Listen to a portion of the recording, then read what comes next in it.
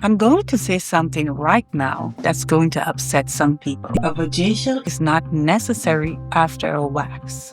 And if you're telling every single client they need one, you need to stop. But before you click away, stay with me, because I'm also going to tell you exactly when a vajacial is the right call and how offering it honestly can make you more money than pushing it ever will. Hi, my name is Ansel McDonald and welcome back to my channel. I am a licensed esthetician with 25 years in the beauty industry.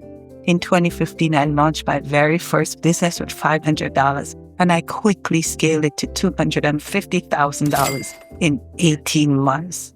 And in 25 years, I have seen the beauty industry from every angle. I've been the solo esthetician renting a room. I've been the business owner building a full book. I've been a chain owner with repeat clients. And I've watched this industry sell a lot of things to a lot of people. Some of them necessary, some of them not. Now here's what recovery today. Today I am going to explain exactly what the vajacial is, because half of you have never even had one explained half. Then I'm going to tell you who actually needs one, who absolutely does not, and how to offer this service in a way that builds trust instead of breaking it. And by the end of this video, you're going to know whether vajacials belong in your service menu, and if they do, exactly how to sell them without sounding like you're running a used car lot. Now let's get into it. Before we debate whether it's necessary, let's get one thing straight. Because I've seen estheticians offer vajacials and not even be able to explain what they really are. A vajacial, short for vaginal facial, is a targeted skincare treatment for the bikini area. It typically includes cleansing, a gentle enzyme or chemical exfoliation, extractions for ingrown hairs, a mask to calm and brighten, and sometimes a serum or moisturizer to finish. It is performed on the outer bikini area and the mons pubis, and also the bikini line. It is not an internal treatment, and that is very important to know. A vajacial is not a replacement for proper after wax care. It is not a substitute for good home care between appointments, and it is absolutely not every client needs every time they get wax. Think of it like this. Every person should wash their face, right? But not every person needs a professional facial every month. The facial is a treatment. It addresses specific concerns when home care isn't enough. And a vajacial works the similar way. And here's what's interesting. The service itself is not the problem. The ingredients are legitimate. The technique is sound when performed correctly.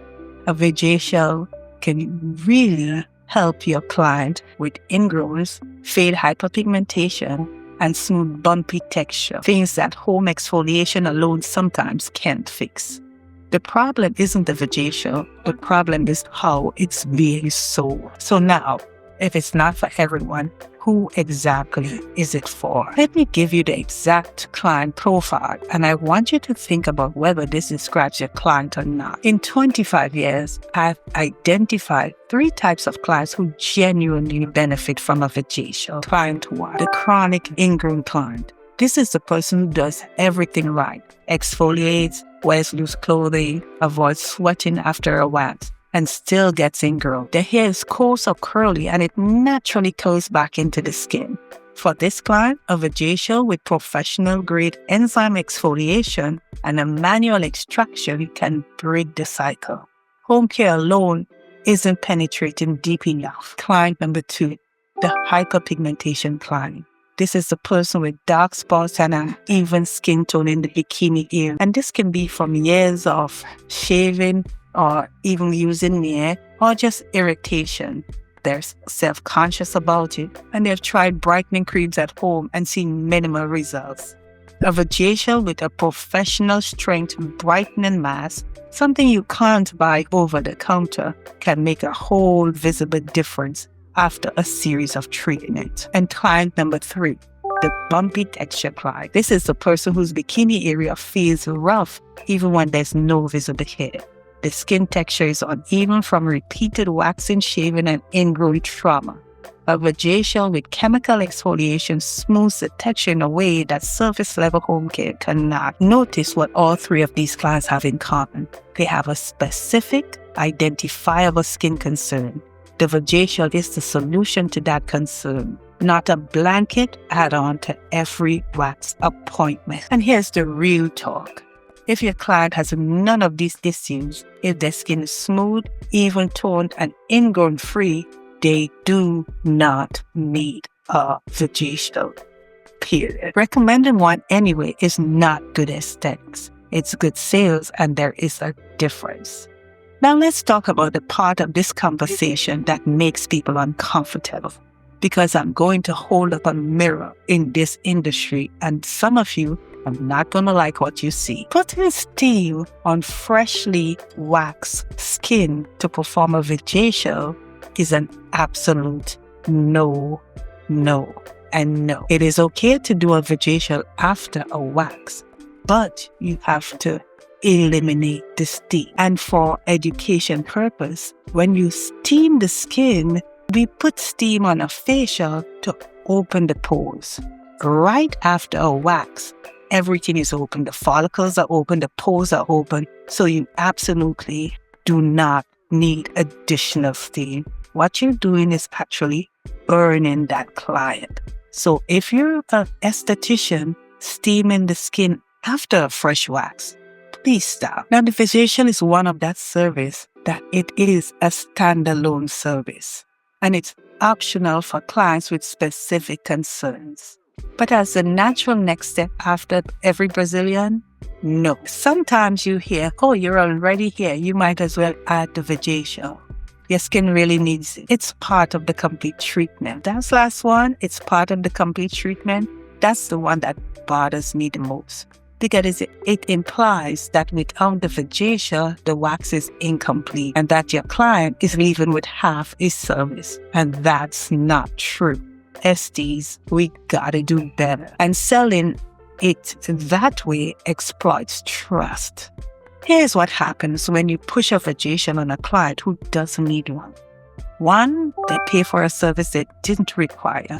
Maybe they don't question it in the moment, but they feel the charge. Two, go home and maybe they mention it to a friend who's an esthetician, or they Google it and they realize they were sold something optional as if it was essential. And three, they don't come back. Not because your wax was bad, not because your space wasn't clean, but because they don't trust you anymore. And if your business is built on practices that erodes trust, you're building on sand.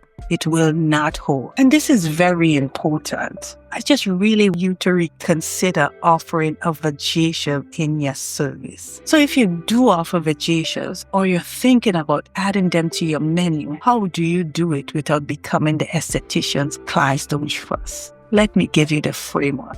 Rule number 1.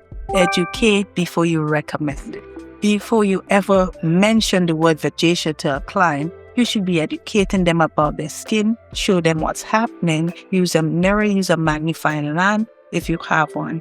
And you just let them know that you've noticed it ingrowns, you've seen hyperpigmentation, and that a vajacial will correct the problem. And you explain that in a way that they would understand, not a salesperson, and you will get the trust of your client. Rule number 2, you recommend, you don't push. Once you have educated, you offer the solution. You have a treatment called a vajacial that specifically targets ingrown hairs, dark spots, and you let them know what you're using. You're using exfoliation with enzymes and a brightening mask. And let them know also it's a separate service from your wax. Some clients do it every other appointment. Some do it before summer. Some do it before a vacation. And you can have a conversation with your client. It's entirely optional. Now, some clients would appreciate the honesty. And rule number 3, if they accept the no. If your client says no, and some will, you say absolutely, your wax is going to be great either way. And then you do the best wax they've ever had. That client just learned that you're honest, you educate them, and that you prioritize their well-being over your revenue. That client tells people, they leave great reviews, and they come back. And lastly, you want to track who says yes and why. Because if you're offering vajacials to clients with actual skin concerns, your conversion rate will be lower, but your repeat rate will be higher. Or if you're pushing them on everyone, your conversion rate would be higher up front, but your retention rate would be lower. The real story: watch your numbers. Your numbers don't lie. And here's the bottom line. When you educate, you stop looking like just another beauty provider. You start looking like the expert.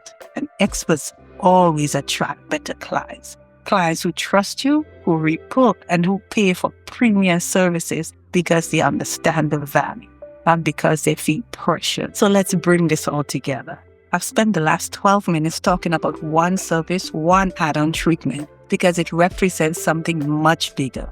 The beauty industry has a choice. We can be the industry that builds trust through education and honesty, or we can be the industry that chases short-term revenue at the expense of long-term relationship. And here's what I know after 25 years. The estheticians who stay fully booked year after year, they're not the ones who master the upsell. They are the ones who master the relationship. They are the ones who master the education. They are the ones whose clients trust them completely, not because they've been sold to, but because they've been taken care of. A vacation is not necessary after every wax. That's the truth. But a vacation offered honestly to the right client at the right time can be a genuinely valuable treatment. The difference between those two statements is the difference between a salesperson and an esthetician. And this is how beauty professionals grow. Not by doing more randomly, but by doing the right thing on purpose. When you educate, you lead. When you lead, you untrust. And when you untrust, you never have to chase clients again. They chase you. And here's what I want you to do right now. I want you to go to the comments and tell me honestly, have you ever felt pressured to sell a service you weren't sure your clients actually needed? Or have you been on the other side of it as a client and walked out feeling upsold? I want to hear your stories. I read every single one. And if you're an esthetician who wants to build a business rooted in trust, and you want to become a six-figure earning esthetician, click the link in my bio. Get on a one-on-one with me, and we'll have a strategy that will get you there. And like this video, subscribe to this channel, and share it with another esthetician. Together, we're building this industry one honest esthetician at a time. See you on the next video.